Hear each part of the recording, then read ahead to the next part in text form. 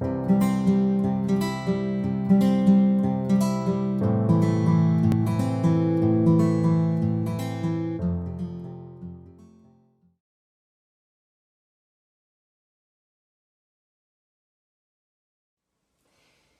sont les meilleures huiles essentielles pour bien digérer?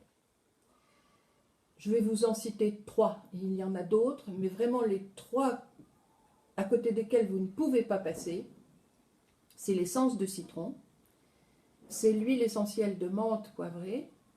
et c'est l'huile essentielle de gingembre. Que vous ayez des nausées, que vous ayez même des vomissements, si vous avez fait un repas trop lourd, trop riche, trop alcoolisé,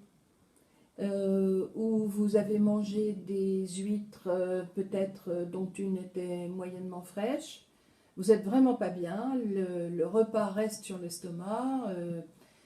eh bien vous sautez sur l'une de ces 3 huiles essentielles là, que vous avez forcément en stock sur vous, dans la maison, peut-être dans votre sac, et vous allez utiliser ces huiles essentielles tout simplement par voie perlinguale en posant une sur ou sous la langue et en laissant fondre la goutte sur ou sous la langue, ou en posant 1 à 2 gouttes de ces huiles essentielles sur un comprimé neutre que vous allez sucer, donc on reste dans la voie perlinguale,